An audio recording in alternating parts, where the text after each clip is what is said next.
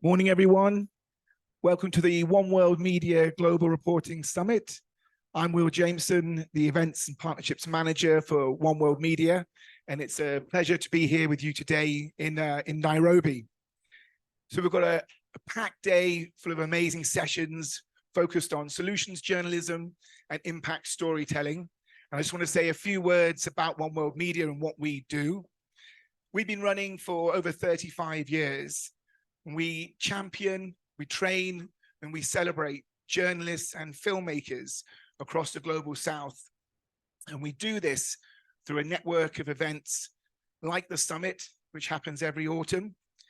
And we also have our awards program, which opens up in January. And we hope that a lot of you will take part in that program. We have over 600 stories normally entered in the awards from over 110 countries. And some incredible stories from Kenya and East Africa.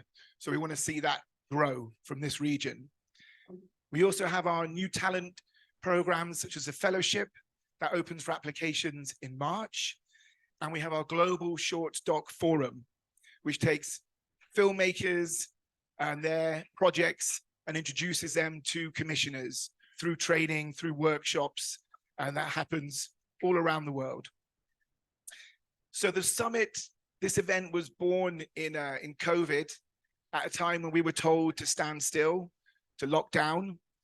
And it was a way for us to stay engaged with our community of journalists and filmmakers. And it was a chance to explore opportunities and challenges facing those working in international reporting and media. And it's grown since then, and it's become a dual city event. So last year we were in Ramallah in Palestine and London. And this year, we're very proud and excited to be in Nairobi. And then we have online sessions happening tomorrow, and then London sessions on Thursday. So this is kicking it all off. And we hope you enjoy today, but I hope you also tune in for the other sessions over the next 2 days. And we couldn't do this event alone. So I want to give a big thanks to the Australian High Commission and to Plan International, our partners. And a special thanks to Baraza Media Lab, who are hosting us here today and looking after us. So I'd like to welcome now Maurice Otieno, the Executive Director of Baraza and the founder of the Africa Media Festival, just to say a few words, and then we'll get started with our first session. Thanks so much and enjoy today.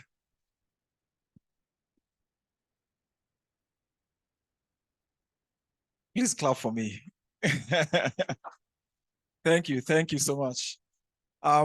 As Willa said, my name is Maurice Otieno. I'm Executive Director at Baraza Media Lab. The other thing that we do on the side, as all Kenyans do, we have the main thing, then you do other things, right? So the other thing that we do as Baraza Media Lab is run an annual media festival. That's every February of the year. We're in the process of planning for the next one in February next year. And thank you so much for choosing the space, Will, to come and host the convening this year for One World Media. As Baraza's mission is also aligned with One World Media, our main aim is to provide a space for networking, experimentation, and collaboration within the media space. We know that the media space is facing a lot of challenges from business models, storytelling models. And if you don't throw mud on the wall and see what sticks right now, then you stand a chance to not exist, right? So our work here is to provide that conducive space for you to throw mud on the wall with crazy ideas that you have, while at the same time networking and meeting other like-minded individuals in the community. And not only in Kenya now, but also broadly on the continent through platforms like Africa Media Festival. So we are really, really excited to have you guys here today. We hope to interact with you guys. Please, if you see me walking, I'm the only man in a hat in the space. So please flag me down and say hi, and let's see how we can collaborate. So thank you so much and welcome. I'll take it back to Will. Thanks a lot, Maurice. It's always amazing to have you. Good morning, ladies and gentlemen. Good morning. Great. So thanks a lot for creating time on a Tuesday morning when most of you would have been at work to join us. It's really amazing to see that the room is full. My name is Freni Joey. and I am a journalist, and I'm so excited to be hosting this together with Will from One World Media. So just before we start, a few housekeeping issues, and we have an amazing group of people helping us with housekeeping. So I'm just going to ask them to stand up and wave so that you know them. In case you have any issues, you can ask them. Arnold, we have Arnold from Daystar University. We have Emo, we have Kipto, and Mirriam over there. Great. So in case you want to use the washrooms, straight outside, the gents on your left and the ladies on your right. Women are always right? Great. So I'm just gonna take this opportunity to welcome our first panel this morning. And we're going to be talking about it's not all bad news. I know members of the Fourth Estate, we've been guilty for this for a long time because we only bring you the bad news. But the good news is we're going to bring you some good news today. So Mirriam, I'm going to hand the stage over to you. Mirriam is from Africa No Filter. And when I was looking at your website, I felt very excited because I came across this statement and I'm going to quote it. We are on a mission to shift outdated perceptions of Africa by supporting the development of stories that represent Africa beyond stereotypes. So this is the beginning of the end of the bad news. Mirriam, over to you.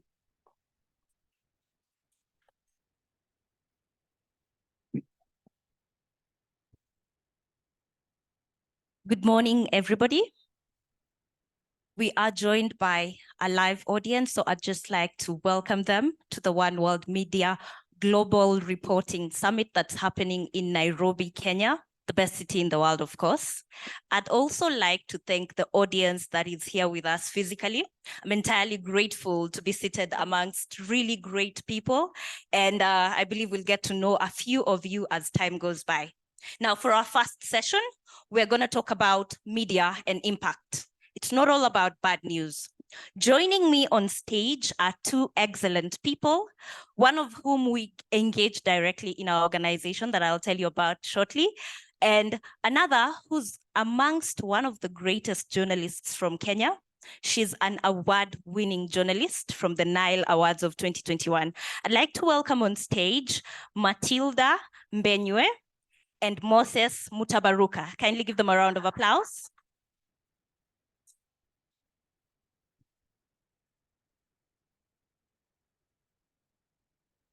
Thank you so much for joining me on stage. And I'd like us to jump right into the session because we have a lot to unpack, but we do not have the luxury of time. To begin with, I work with an organization called Africa No Filter. And our mission as an organization is to change harmful stereotypes. Any narrative about Africa within the continent and outside the continent, that's where our focus is at. And the reason why we feel this is extremely important focus both internally and externally is because harmful narratives don't only come from people who are outside Africa. It also comes from people who are inside Africa. We have 4 pillars in our work. We look at research, advocacy, we look at community building and grant making. Allow me to just take you through 2 of them. When we focus on research, we've done a lot of research reports just to understand how is Africa being portrayed, not just by Africans themselves, but even those who are outside Africa, who've not really understood the continent, who've squeezed the continent into one block, forgetting that we are about 54 countries with more than 2,000 ethnic groups and cultures. Those are different people. However, most of the time, what we hear about Africa is corruption, is poverty, is the constant need of aid. We forget that we have resources, we have people who are empowered, and that's why we want to take an opportunity and make it our mission to have this conversation. I'd like to allow the panelists to introduce themselves, and I'm going to start with journalist and award-winning Nile Media Awards 2021 winner, Mactilda Mbenywe, to just tell us a little bit about herself before we begin the session. Welcome, Mactilda. Thank you, Mirriam, and everyone. Good morning. My name is Mactilda, not Matilda, Mbenywe. I'm a science journalist at the Standard Group, where I sit on health and science desk, on which I have a niche in climate and environment reporting. So on the desk, I'm the team lead for the beat, where I coordinate content on climate and environment, both on our broadcast, digital, and print platforms. Thank you for having me today. Thank you so much, Mactilda. Thank you for that correction. And straight to the one known as Ras to many of us. Kindly introduce yourself. Good morning, everyone. Good morning. Hey, mumenyamaza leo, kunaendaje? Ni baridi? Yeah. So my name is Moses or Ras Mutabaruka. I'm a storyteller and I'm the founder of TAP Media. TAP is an acronym for the African Perspective. And so we produce or create stories. We have a magazine, we have a consulting firm, and we also have a film studio. So we produce a magazine, we create documentaries and films, and we also help organizations tell better stories of the work they do on the continent. Thank you so much, Moses. To jump right into the conversation, I'd like us to begin with Mactilda. And the term news fatigue has been thrown around a lot, and you've been in existence in the media for quite some time, especially the traditional media. My first question to you is one, what are the trends that are showing that news fatigue is taking place? And are you witnessing a decline in terms of readership, especially within the print section of your work? Well, thank you. First of all, I understand news fatigue as I'm not a psychological expert, but I've tried to explain that comes as a result of being exposed to some content through the media, especially the news media. And this mostly is possibly negative news, or as you mentioned, bad news. And this manifests itself through psychological stress, strain in the brain, some level of being overwhelmed or sensory overload.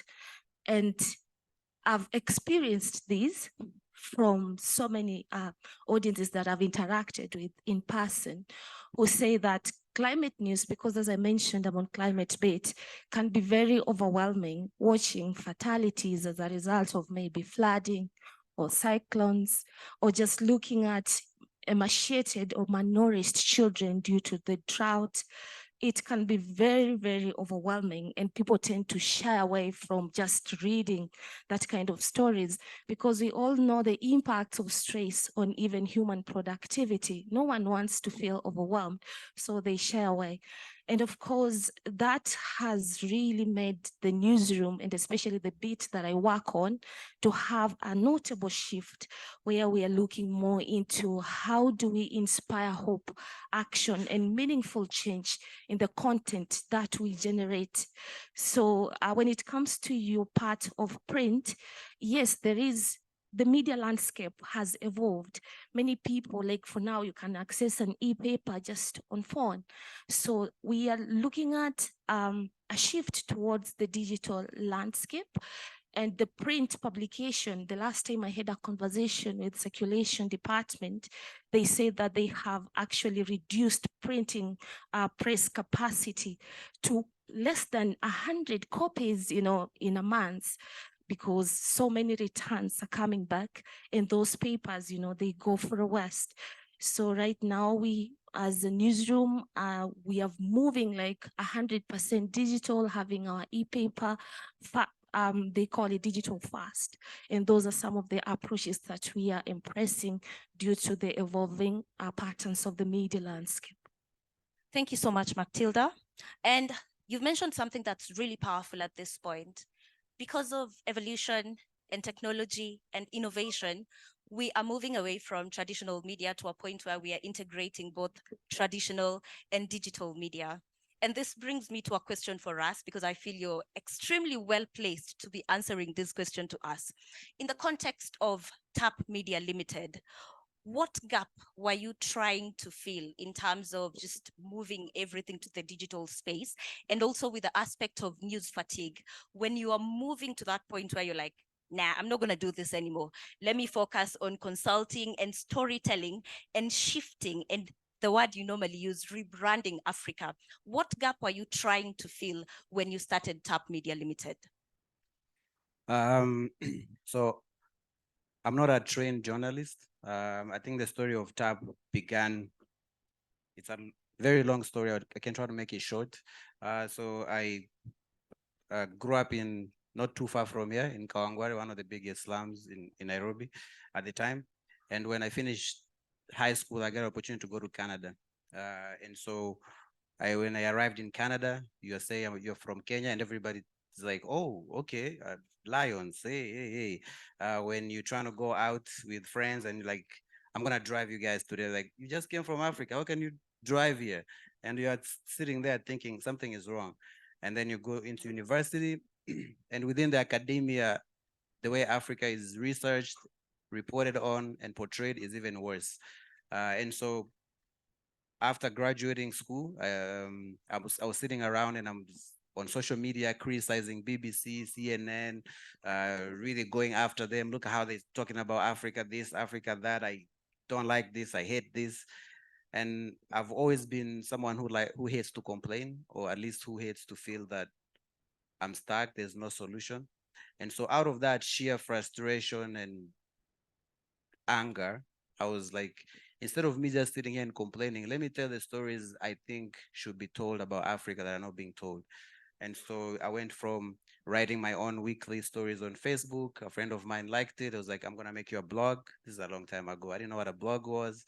We went from a blog, and one of my mentors was like, you're doing too much. You're writing about politics, business, art, music, fashion, entertainment. It's too much. You need to pick one thing. And so because I couldn't pick, because I was poor at picking just one thing to talk about Africa, I was like, you know what?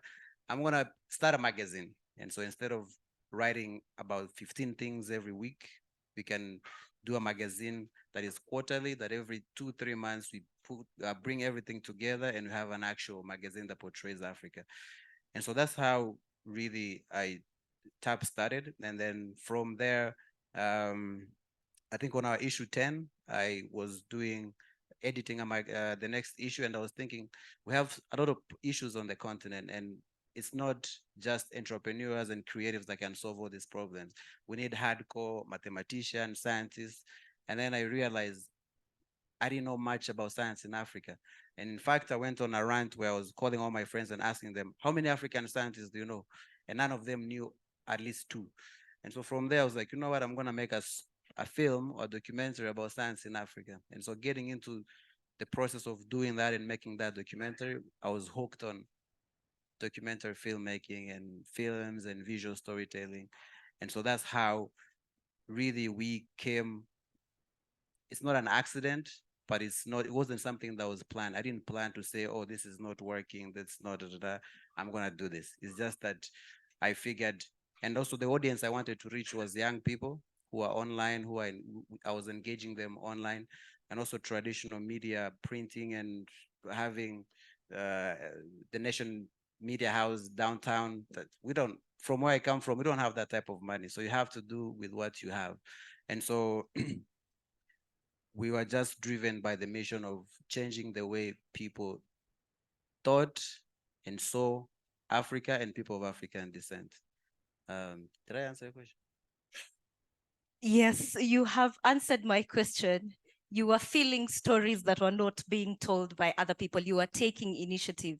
And for that, we're entirely grateful, because you are amongst the pioneers of people who decided it's not enough to just say BBC is not reporting this or Al Jazeera has said this. It's about us also saying, listen, this is the other story. And you've brought something really important about bringing people together, and also the stories that were being shared by international news. And Mactilda, you've worked with both the Standard Group and Mongabay. And Mongabay is well known for solution journalism. But the question I'd like to quickly throw your way, and giving it a foundation from 2 reports that Africa No Filter has conducted, one being on how the local media reports about Africa and how Africa is written about in the US. And on both reports, it was alarming to see that while one is international, and the other is local, the reporting was still the same. Bad news, news about doom and gloom, blood was selling more, smiles were not selling as much. So my question is, what are the narratives that are dominant in the media from your experience working with both local organizations or local media groups and international media groups? Well, thank you. Let me start with my experience working with the local media house, that is the Standard Group. And of course, as they say, bad news sells, as you rightly put it. So they always say that there's flooding, because I've been in Nyanza region for the last 5 years, and I just relocated to Nairobi recently. And there we have perennial flooding, and also the rising level of Lake Victoria that displaces thousands, submerges land, destroys properties. So they always said how many people have died. That is what my editor will say. How many property, okay, in terms of cost, is it going to billions of shillings? Has KWS institution submerged? You know, those are kind of stories. And of course, as a journalist, it's also overwhelming because you have to go to the scene. So those are the stories that they were always looking at until recently, like in the past 1 year, when they started asking me, what are the local communities doing to respond to the crisis? What are the innovations? Are they more creative? Is it worth a story to be told? Do we need to amplify their voices on our national platforms? And that was just like in the last 1 year. Compared to Mongabay, where when I started my fellowship with Everton, my editor was always asking me, yes, you live in a region that is stricken by multiple shocks of climate change, issues around pollution that is actually killing the lake slowly. So what are the communities doing, agencies, individuals? And that's how I impacted on solution journalism, thanks to Mongabay, because they felt like there's always hope and people have those solutions. So let them talk about it. And if there is nothing that is happening, why can't you initiate this conversation with fisherfolk communities? Because they're the people experiencing firsthand their health is deteriorating because of sanitation-related illnesses. So what can they do to make sure the water they're using is clean at even household level? And it was so amazing, the kind of things, the ideas these local people have, if only they are given a platform to be told and they can actualize those ideas, then I think they can make their own lives better because they have the solutions as much as they're experiencing this problem. So just ultimately there is a shift because people are looking at things that inspire hope, action, from being passive audiences to active audiences. And I think that is the kind of direction that we are looking at now. Thank you. Just a follow-up question from what you've said. Initially, bad news was really selling. But as time has gone, editors are also asking for more. What action is being done by the people? So what do you think has influenced that shift where the decisions that used to be made about bad news is now moving towards hope? What is influencing that decision? Of course, just desire, you know, our platforms, and also it indicates that there is a high level of awareness of critical and crucial issues like social emerging issues, environmental issues among audiences. So people want to know what's happening around us and how can we solve that. So I think that is what's causing all these evolving, changing patterns within the media landscape. Thank you so much.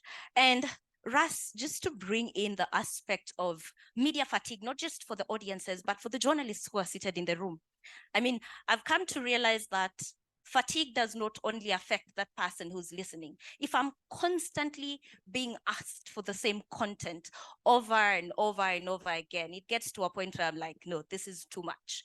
It gets to a point where it's depressing for some people. So what do you feel is the responsibility of journalists in terms of moving themselves away from news fatigue? How can they handle it? And the approach I was looking at when I was thinking of this question is with regards to Tap Magazine, and you've just told us the same thing. You were looking at politics, you're looking at art, you are looking at culture. So do you feel there are certain things that journalists in the African context can do to ensure that they themselves also avoid news fatigue? Yes, definitely, certainly. I think we have the responsibility to hold the pen, on the pen, and sort of, I mean, it's a two-way thing.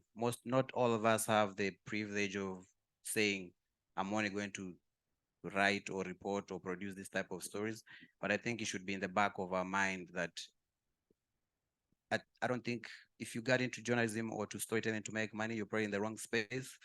And so if you always need to go back to your why and think, why did I get started? Did I want to tell stories about my community, about my country, about my continent, and then really try to stick to that as much as possible. And I think we owe that to ourselves because we have a lot of work to do. I'll give you an example. A few years back, we were working on we received an email, commissioning for one of probably the top 2-3 media companies in the world. And they're like, what are you guys working on? Do you have something you can share with us? And we're like, actually, I think the person who was developing the stories here, Joanne Risper, we were just working on a story about how in Kenya, for example, there's only one hospital that has breastfeeding milk machine. Joanne can probably talk better about that story. And so we and there's a lady that has took it upon herself to start a community of women that are going to make sure that they can help all these other women who couldn't, new mothers who couldn't produce milk. And so she had an organization where they were producing over 100 liters of breast milk a day and distributing it to hospitals, to communities. And so we pitched that story like, this is a really good story. We think it's, first of all, it's a big story because it's a big problem, and there's also like people who are solving this issue. There's a community behind it, there's solutions, there's excitement. And this media organization came back and they said, oh, that story is interesting, but we've looked at recent things in Kenya. There was a time where a lot of kids were being stolen or disappearing. And so they're like, instead of this, maybe can you find a mother who's lost her kid, and or maybe whose kid has died, and produce a story around that, and maybe compare that to another mother who had lost her kid and they found her kid.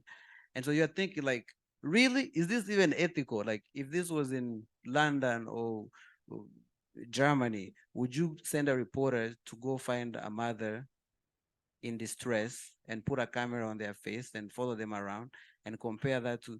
And so we always, I think we have to always remember why we started and sort of like decide, if you can, of course, it's a privilege, choice is a privilege often, and decide, or at least make plans to get to a position where you'll be able to decide the type of stories you make.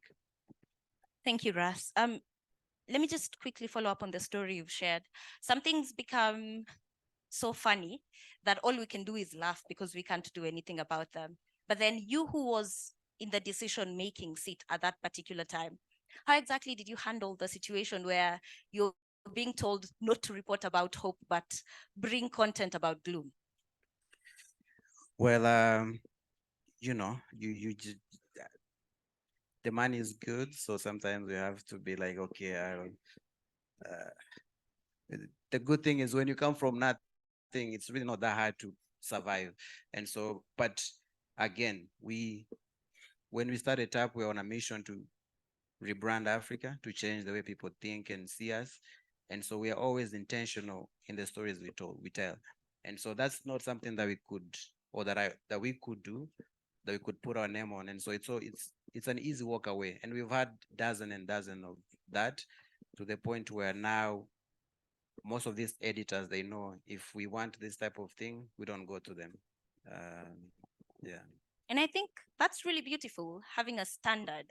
And there's one thing you mentioned just at the start of your speech, that if you came into writing, to look for money, then you're definitely in the wrong career. And honestly, it gets to a point where it's very shaky to decide. And I can see the audience like, yeah, you know, sometimes, man, I've got bills to pay. I have children to take care of. There's school fees. There is a new bill on something that you have to pay, you know, more taxes and everything. So it becomes really tricky to decide where do you draw your boundaries. But then let's get into the juice of constructive journalism. And I want to start with Mactilda.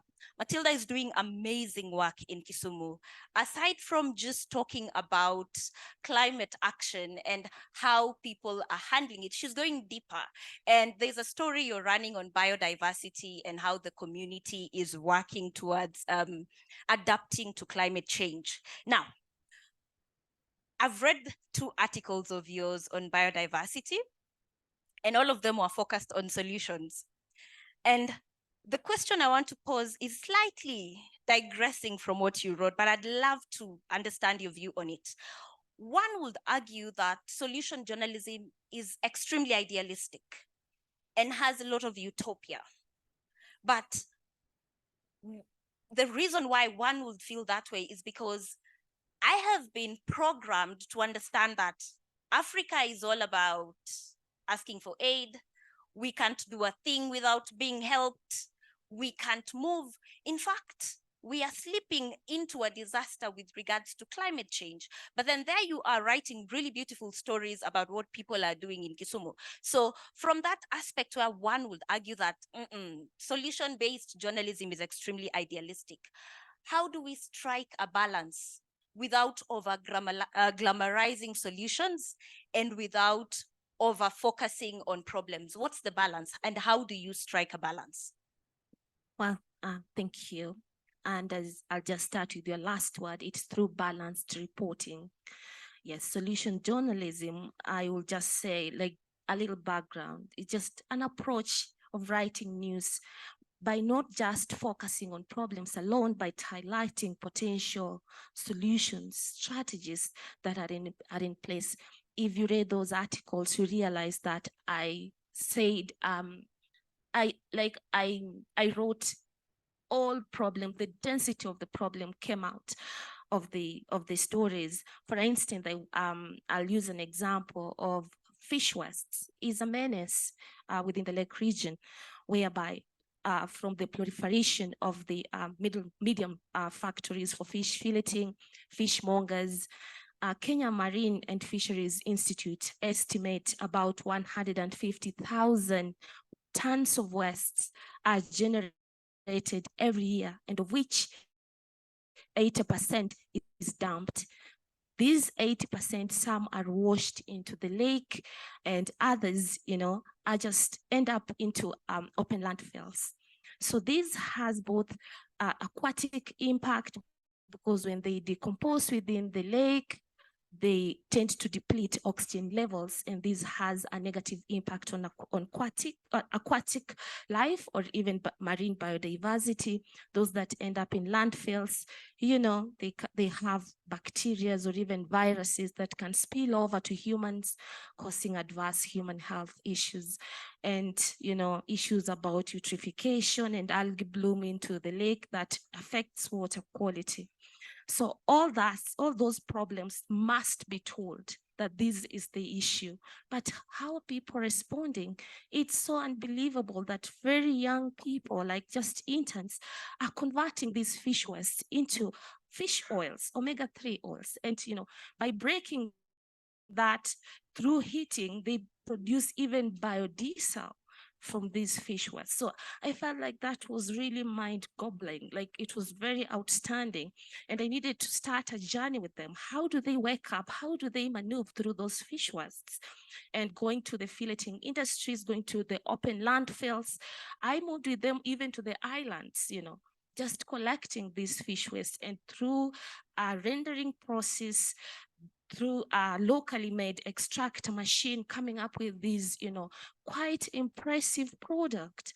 And it's worth it because they're earning a living at the same time, taking care of community health and environment in equal way.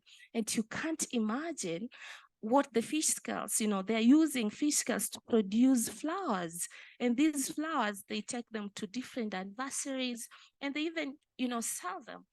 And there were just three interns. And I felt like this product they should have a copyright. It should be upscaled so that, those wastes can be put into good use, among so many other biodiversity stories of creative people who have ideas and innovations that are doing around the lake just to respond to some of these crises.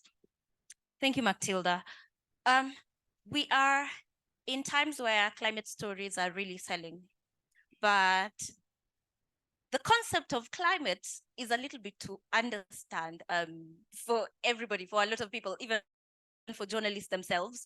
Sometimes the terminologies and the texting is extremely complicated in that by the time a journalist has made a statement or written something, I'm lost along the way. But then you've explained the procedure in a way that has all of us following to the end, from the problem to the solution, to a point where I'm now thinking about the omega-3 I was given when I was a child and how probably it will have come from my own community right now. So in terms of just getting to understand climate as a concept and then breaking it down for audiences to understand so that they are not overwhelmed, how did you get to that point that you can speak about climate and make it look like basic ABCD? First of all, it starts with interest in learning. I'm one person who can attend forums of scientists, even without going to seek for a story, just understanding the concept. I subscribe to many newsletters from the IPCC, from UNFCCC, just to consume, just understanding, because for me to tell my people, like my grandmother, about pollution around the lake and what is the end game of it, then I need to understand the whole broad concept. Well, when it comes to terminologies, it can be quite difficult, but sometimes I just sit one-on-one with scientists, just like a conversation. I just ask them, how would you tell my mother about eutrophication? How do you want her to understand? And then they just try to explain to me, but then it takes time because you need to build trust. As a journalist, these are privileged sources. Scientists always have doubts when it comes to journalism. They say, you're going to sensationalize my story, you're going to misreport, but then you need to have highest level of professionalism and just interest to read widely, be updated on what's happening in environment space. Like, for instance, you wake up, you find UNEP has sent you a newsletter on plastic pollution. Then you're like, what's latest in plastic pollution? You look around your circle, who can I sit with to break this report down with me? So it needs a lot of sacrifice, a lot of effort, and highest level of professionalism. Thank you very much. And you've brought two interesting, guys, at this point, I promise, I'm not campaigning for Africa No Filter, but Ras can attest. He can attest to the fact that we have two courses that are available for journalists. One on how to write about Africa, that you are part of the contributors who brought it to life, and a different one on ethical storytelling, 8 ways on how to write about Africa. And I feel part of the points you're making point back to those particular short courses. They're digital and they're online. I'd advise you to check them out. But Ras, let's go to just to build up on what Mactilda has just mentioned right now on ethical storytelling, taking time, building an interest, and also having high levels of professionalism. When you look at your side of the digital world of reporting, do you feel that these are principles that you uphold? And also those who are within the same space as you, do you feel you're holding the same principles? And also just to give us a quick differentiation. Yes, you've told us you're not a professional journalist, but you've been in that space. So do you feel both the traditional side of media and the digital side of media are working within the same ethics? First of all, I don't think there's ethics in media anymore, at least in the modern sense. So I think it's something that needs a whole revisiting or a whole session, because when you look at traditional media and the things they write and report on, even on the front page of these newspapers you've seen here today, there's too much sensationalism. There's stories that are wrong, there's stories that are not fact-checked. And then in terms of journalists, really, these days, who's a journalist? Everyone with a camera these days is a journalist. So there's journalism is just in, I don't want to say a crisis, but it's sort of in a transitional phase or stage where we have people journalism, traditional media journalism. If you look at the people who are now leading, traditional media picks their headlines from social media, from content creators or influencers or whatever you might call it. And so is that ethical? Is that right? So there's the whole gap, transitional phase that we are going through there. But I think if I speak for us in terms of what we do, we rely a lot on people's story. We tell people's stories. So if you go to Somalia or you go to Sudan, where we went about 4 or 5 years back, and you're going underground and you're finding, this was a time where Sudan was still under strict Sharia law, and you're finding out that there's this bands of women playing music underground. There's this artists and creatives who are, going outside of the norm, and they welcome you in. It's your responsibility and duty to, whatever you create out of that, to protect them, to be sensible, to make sure they don't put their safety in danger. And so I think anyone who wants to be in the space for a long time, who's not just interested in about clicks and driving attention and attracting EABL or whoever else wants to sponsor them, I think they'll be more aware of the ethics of media. But media, journalism, storytelling is a biased sport. So for me, I always tell people I tell good stories about Africa, and I'm biased about that, and I'm open about being biased about that. And so if you're not, don't come to me. You go to someone else.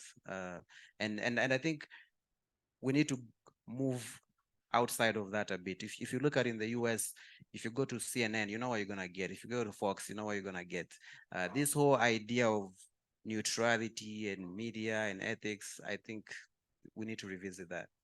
Ras, let me just ask for Mactilda's opinion about your last statement, and I will fuel it just a little bit. Could we argue at this point, with you writing for Mongabay, could we argue that solution journalism is another way for the West to continue controlling the narrative? Could we make that argument? And then how do we ensure that we, as Africans, remain the authors of those stories at the end of the day? Wow, good question. Well, solution journalism and the West pushing for their own narrative. All right. When I was covering the summit, there was always this talk about we need to shift away from the victim narrative. We are the solutions.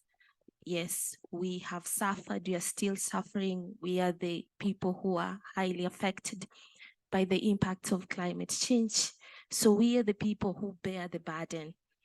But then I try to look at it as it is time just to ask ourselves, for how long, and is it okay to continue, lamenting victim narratives rather than looking at it in different way? I think we have cried for a very long time. And I don't think if it is 100%, they might have their own interest, but how about the initiative that we start in our own local communities without Western influence? Even if we tell these stories in an African way, we try to say that, yes, we are on authority, we are taking care of our problem, we are taking the lead, we own this. And I think solution gives us some level of ownership of our problems and solutions. And when we are independent, I don't think if anyone can manipulate you, you understand that. So I tend to think that solution is not a way of, the Western dominating the narrative, but it is us taking ownership and by starting telling our own stories in the best way that we know. We are taking ownership in telling stories better and telling better stories. Thank you so much, Mactilda.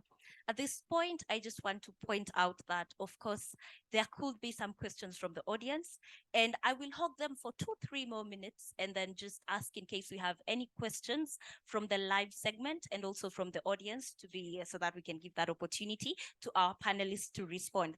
So I want to jump into 2 things as we wind up, and it's on new approaches to news fatigue and the angle of impact in terms of framing narratives. So you are in the newsroom and you are in the digital space. So while you are in the newsroom, what strategies are you finding to be effective in changing narratives? And probably you could give us a few examples within the newsroom space. All right, the first one, I can't really overemphasize solution stories that are also changing the narrative when it comes to news fatigue, and also idea of diverse and inclusion, bringing voices to the news. For a very long time, so many people felt like, especially women, felt like their voices are not part of the narrative.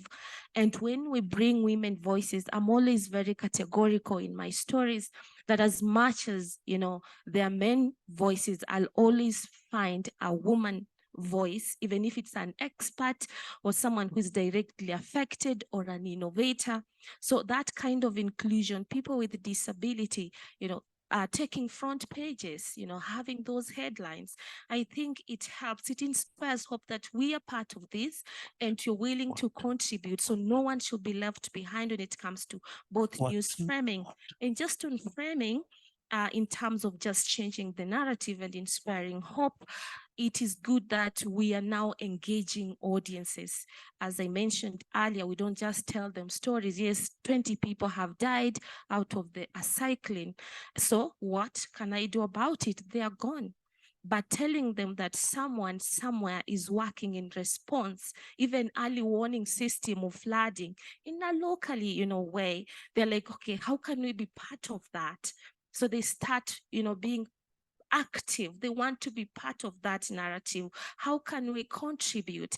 So I think that is changing. So just, underscoring solution, diverse and inclusion, and framing stories that inspire or rather engage audiences. It's one thing that we are moving away from the gloom and just, changing the whole story approach. Thank you so much. Ras, I'm going to give you an opportunity to respond to the same question, just making us understand the strategies that you're finding effective in changing narratives. While you do that, I'd like to give you an opportunity to use this time as you respond, using examples from your latest issue, Tap Magazine, issue 18. What were those new alternatives? What were those alternatives that you brought into the newest issue? So on the first question, if the Western, you want me to go into that? I think, of course, the West has a peculiar interest on Africa and everything that happens here. But I think if they're gonna change because the current image or perception of Africa, they created it. They had the media. It's a story. The way Africans are viewed today is a result of how our stories were told, and mostly told by the West. So if they can change that, I think I'm for it, as long as we find a way to continue to hold our pen and take ownership of the stories. In terms of finding a way to strategies of bringing different narratives and stories into the work we do, I mean, these stories are there. They haven't been told. So it's pretty easy. Everywhere you look, there's a person, there's a grandfather in a village, there's a young person in a town. that has a solution for a big problem that the community is having. So these stories are there. I think the work is usually convincing editors and media companies, convincing the Al Jazeera's, the BBC, the CNN, the Deutsche Welle's to buy or to distribute these stories. We've just finished producing a 3-part series called Homecoming that profiles young, enterprising African from the diaspora that have moved back to the continent and who are doing really good and impactful work. And so before this type of stories, or the only stories you see or hear about people from the continent is they're in Libya, they're falling off the ships in the ocean, running to Europe, going to America. You never hear the story, or at least see the stories of the young people from the West that are moving back to the continent. And so it's really having an interest in an area and finding a different angle, a different eye to telling that story. Yeah, on the top issue 18, it was we did a state of podcasting in Africa issue, and so with that, we've noticed that there's a lot of young people who are creating podcasts. Everyone has a podcast these days. I'm sure. I'm a podcaster. I'm sure in the audience, someone has invited you to come to their podcast, and so and which is great, which is fantastic that we are all becoming storytellers. I think Africans traditionally we love stories, and so it's something that we caught our eye and we really loved it, and we wanted to understand what's happening that podcasts are a thing. What's happening that everyone has a podcast? Who are the creators of these things? What are the stories there? How are they distributing it? How is the production? How are they monetizing? What's happening in this podcasting space? So it was a big dive in.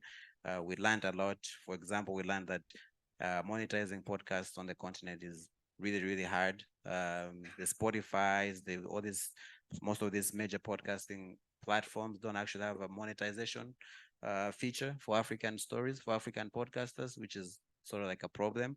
The good thing is that the people we worked on the issue with, AfriPods, are working on a solution, or they have a solution. And so yeah. Thank you. And there it is, striking a balance. There was a problem and AfriPods is finding a solution to it.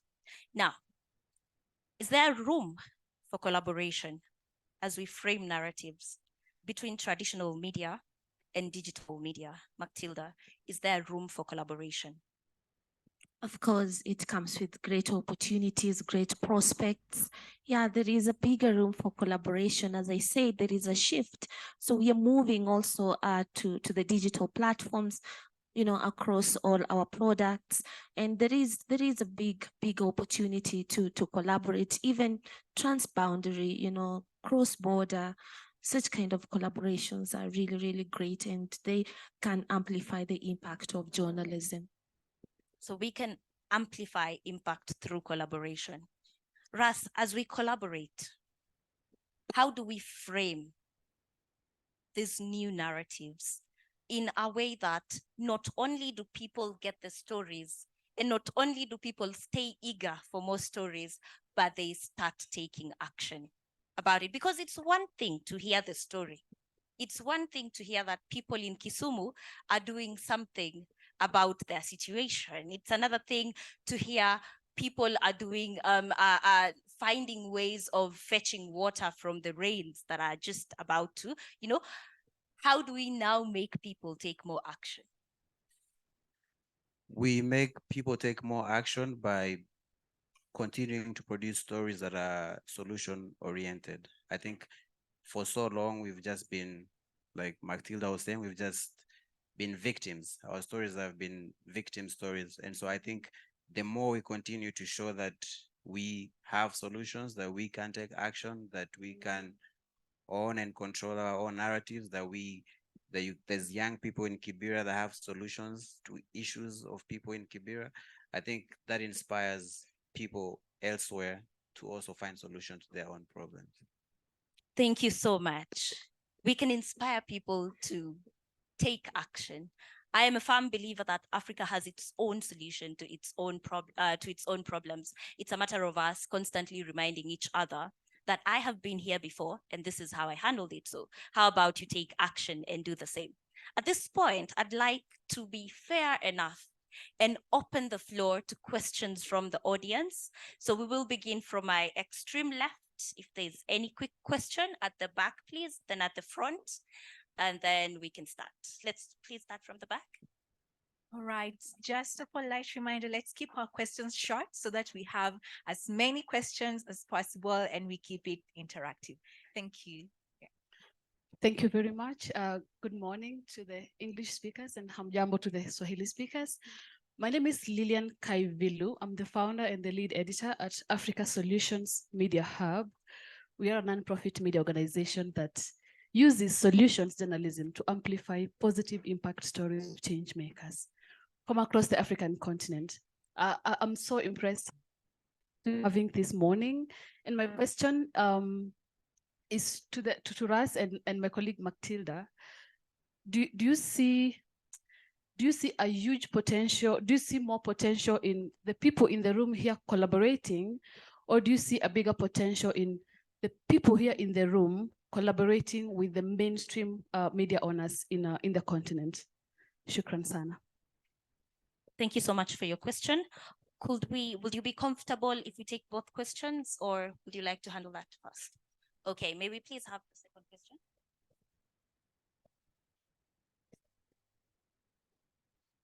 Hello, everyone. My name is Paul Mbugwa. I'm a film and TV producer. I'm also an entertainment manager here in Kenya. And my question is to you, Ras. So what do you think about the Kenyan digital content market in general? And do you think that we are there yet as a digital market to compete or to partner with international stages? And also, maybe you can do a recognition of your own, of maybe different Kenyan content creators that you feel are doing something in the content space. Thank you. Also to you, Mactilda, one question. Have you considered any collaborations with the county governments or the national government in general in amplifying these stories and financing or supporting these solutions? Yeah. Thank you. Mirriam, you want to take another question? Yes, please. Sure. Yes, my name is Andrew Balongo Pere. I'm a storyteller, filmmaker, and podcaster. My podcast is called Revenge of the Forsaken Gods, where I talk to psychologists, coaches about the real secrets to success that the society does not share. Thank you very much for your insights and discussions today. And as a filmmaker and storyteller, I noticed journalists like talking about one side of the story. They fail to address the whole picture, like books, movies, and what have you. So I'd like to ask you a major question that you're not addressing and Africa is not addressing, which is the business model of how to make money in journalism. That's why we are saying, looking to the West for money. It's like an adolescent wanting to stand on their own 2 feet, not knowing how adults make money. We can shout all we want, but when you're the adult, you have to figure out how to make money. So where is our African moneyed people not putting money into this? Or rather, the question is, where is the money and why aren't we waking up from being adolescent kids to becoming adults on the world stage? Thank you. Thank you very much. Wow, those are heavy questions. So I'll begin straight with Mactilda, just on the question asked about the potential with people collaborating in the room and the people collaborating in the room with mainstream outside. Well, thank you so much, Lillian. It's always so great to see you. Just to mention, Lillian is the one who introduced me to solutions. So it's an honor to have you and to answer your question.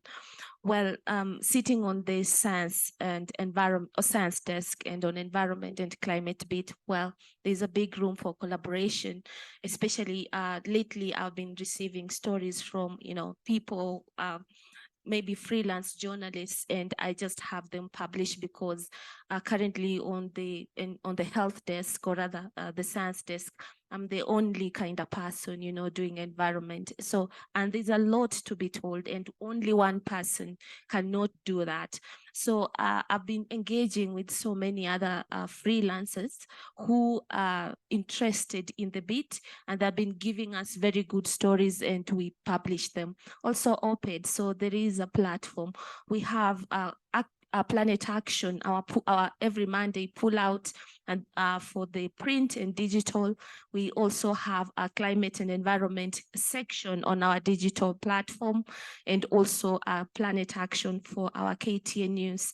So we always welcome collaborations. We welcome, journalists who can push those kind of conversation from the understanding point of view, because you cannot write something you don't understand. So once you have that niche, you are interested, we can collaborate, we can learn from each other. There's always something to learn. As you know, environment and climate is a big deal right now. Everyone wants to know what's happening next. The other day, the Antonio Guterres, the Secretary General, UN, said that we are moving from global warming to global melting. So that is quite alarming. So everyone must come on board so that this can be done. So Lillian, I'll be so happy to work again with you. It will be really a great pleasure. Thank you. And I think maybe just to mention, one of the beautiful things of being a part of this audience today physically is that One World Media has been very kind to ensure people network after the session. So how about taking that time to see who you are going to collaborate with next? On the second question, Ras, just to jump to you, the potential of Kenyan digital content. Yes, I think if I could maybe say something, just something short about the collaboration. I think all the power is in this room, and then we take our power and plug it into mainstream media. For example, AfriPod, another sort of like a collaboration example. Radio stations are now turning their programs into podcasts, and so and podcasters are having their podcast streamed as radio shows. So there's immense collaboration. I mean, every time there's creatives, there's storytellers in the room. If you're not collaborating, you're really not in this for, let me be a judge, you're not in this for the right reason. So collaboration is key. It's the only way you can get your stories further. And it's the only way you can improve your ideas and the quality of work and exposure you get. In terms of the digital space in Kenya, I think you only have to go outside of Kenya to realize how privileged we are in Kenya. I think in terms of internet penetration, we're up there. Google announces this metrics every other year or two about the amount of money they pay to creators. Kenya is top there, top 3. There's at least probably now over 10 creators on YouTube from Kenya who are making over $1 million shillings a month, probably even more. So the digital space, the digital opportunity is very, very high, and it's there to be taken. Yeah. Thank you, Ras. And maybe Mactilda can chip in on that and also just engage us on the aspect of collaboration between the media and the state. Well, when it comes to opportunities, when it comes to digital, I tend to think that digital is a whole big space that actually, if you understand how to navigate, it presents great opportunities, because I tend to think you have the globe just in your hands, and there's so much you can do with that vast space. So be skillful, know how to navigate, know what is selling, understand who is reading what. I know there's always surveys that are done on even digital, like what are people interested to read from you? And that can actually inform what you give out. So you have the whole world in your hands. Why not take the opportunity and the chance? Well, collaborating with the county governments. Yes, I've done that. I've been on the forefront of covering even devolution conferences and sitting with they are called CECs, of environment, energy in different counties, and just firsthand with Kisumu, I think I tend to think that I'm become a stakeholder when it comes to highlighting, issues that the county government is doing, and the gaps, the hits and misses when it comes to addressing even their own carbon footprints. So I also engage with them in terms of when they're carrying out surveys, like where is the biggest, where is the biggest point of emission that we're making within the counties. So I've been part of those surveys and trying even to critique even some of the decisions Governor Nyong'o makes around environment and Lake Victoria, issues around the lakefront, quite emotive issue, encroachment of Lake Victoria wetland. So I've had one-on-one with different governors, just how do we push this agenda? How do we make communities understand? Because, they have environment department. Some of them are very passive. Some of them, they don't even understand what's happening in a scientific point of view. So it helps me, and we've been collaborating well to get, local data from weather stations that are manned by both county and Met department. Right now, we are talking about El Nino preparedness. So I'm engaging the different counties to know how well, and you can imagine the lake region, where we expect, flooding in a big way. So are we going to relegate this to Red Cross alone, or it is time to rethink, because as I've mentioned, it's perennial. So I do collaborate with county governments, and I always encourage other journalists to understand what's happening home before even thinking about global issues. Thank you very much. There's something beautiful you're bringing out that I feel is a responsibility of every journalist at this point. You can take charge and walk into, okay, not just walk into, of course, follow the right procedures, but you can walk into every public government or public office and try understand what they're doing for their counties. Some of these people are passive until you point them in the right direction, and you have the information, you can take it to them. So maybe that's also something that every journalist can take as a responsibility to shift narratives within their own communities. But I've saved the best for last. We need to talk about money. Where is the money? Where are we finding the money? As we were told, we cannot be adolescents all the time. We've got to be adults, and adults need to make money. So how do we make money in this space, and where is the money? And for this, allow me to just give you 2 minutes each. Russ, I know you have a lot on that, but 2 minutes. How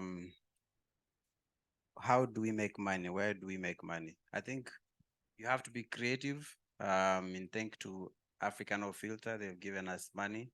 You have to, like the gentleman was saying, you have to think that the media business model is broken or old or updated. If you think about the New York Times is broke, everyone is struggling to make money. So it's not just an Africa thing, it's a whole media thing. And so you have to be creative. There's a lot of strategies. There's a lot of case studies, for example, that are up online for sale. I was reading one recently from the Harvard Business School. And so you have to be creative. You have to bring in partners. You have to reduce your cost of production. So for example, while we have a staff of about 5 people, we work with over 20 people in Kenya, and probably even more around the continent. And so it's about also picking your space and what you're good at. So are you good at producing stuff? Are you good at distributing? Are you an impact producer? Are you a creative producer? Are you an idea person? Are you a writer? For example, Joanne Risper just brought us on board to produce her upcoming feature film because she knows we can take care of that specific part. And so you really have to be constantly thinking about that, thinking about the business of storytelling, the business of media, and going out there and experimenting and trying out a few things, creating stuff, giving them to Al Jazeera and seeing how you negotiate that, and then going back to them and using that money to create things that you can now own your own IP and should put them on Showmax and Netflix, and then eventually land on your own platform. So you really have to be dynamic in the way you create. Be dynamic. Mactilda, just a minute. Where is the money in traditional media? What a question. Well, right now, as you know, we have so many layoffs in traditional media because the media houses cannot sustain some of us. And of course, where I'm just working, I think towards the end of this month, there's another bunch of redundancies that people are going to be laid off because of very little cash flow within the media house, even to sustain operation. Well, I've had different meetings with different departments within the organization and just looking at the creative ways, even they're tapping on so many ideas within the staff, within the organization on what can we do so that we can sustain printing press, we can sustain our airwave costs. And it is very challenging now. I would say that because it's a struggling industry. But then looking at what I'm saying and the kind of plans and strategies on the table, it's not all bad. There's still hope because trying to look at the innovations. I was looking at some media houses, they want to come up with a place where they can sell even branded t-shirts, branded pens, like you're going towards that direction of entrepreneurship. These papers that are returned in the media house because they have not been sold, how can we put it into use to generate even as little money as possible? So many creative ways. Like I know of even editorial team that is now, being engaged into commercial space. How can they bargain? You can go have an interview with someone, maybe an industry player. Yeah. And then they say that, okay, you can even tell them, can you give us an advert? Can you do supplements for us? So everyone is struggling to bring in even as little as 10 shillings. So we agree. I totally agree. We are really struggling with cash flows in our industry. And it's time everyone, becomes creative. I cannot, underestimate that. And that is how we're going to keep us, afloat. Thank you so much, Mactilda. Thank you to our panelists, Moses and Mactilda, for the wonderful insights they have given us. Thank you to our live audience for taking time to be with us through this session. And saving the best for last, the audience that is in the room, we are entirely grateful for you listening in and chipping in. Just to sum up with where the money is, there are grants available for organizations. We have grants that are rolling out currently as an organization. And also on our hot opportunities every Monday, we ensure to just inform journalists on where the money is. And it's now up to you to do the due diligence to follow up with that. Thank you to One World Media for this opportunity. And I'm grateful to have been your host, Mirriam Maseke from Africa No Filter. Thank you.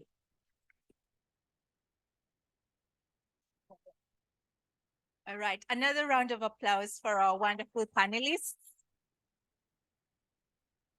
Thank you. If you've been inspired or you picked ideas from what they said, can you give me a nod? Oh, some people are not giving me a nod. Well, thank you. I see most of us are really inspired. It's really great to see familiar faces in the room. Sinara Vech, Kevin Strandiek, Pierre, Afedali, really great to see a lot of journalists in the room, filmmakers, and all of you who work in the media industry. Thanks a lot for joining us. Now, I'd like to take this opportunity to make a very interesting announcement. If you go onto the One World Media website today, we have an exciting opportunity. That's the Financial Times African Fellowship. It's open. And since some of you are really concerned about the money, this is where you get the money to do your journalism work, because what's on offer is £1,000 reporting grant, getting in touch with a super talented global peer group, and also an opportunity to finally produce a long piece economic or business story. So if you are interested in doing business journalism, make sure to check out that page and fill in your application before 5th of October. So we bring our morning session to an end. If you have more questions, please stay behind, interact with the panel, ask them questions. And at this point, I'd like to welcome you for tea break. We're serving tea at the back, and please don't go away after tea. Stay right with us. Thanks to our online audience who are also joining us from across the world. This is the 2023 Global Reporting Summit happening in Nairobi and London. And once again, thank you for joining us. Let's go for tea.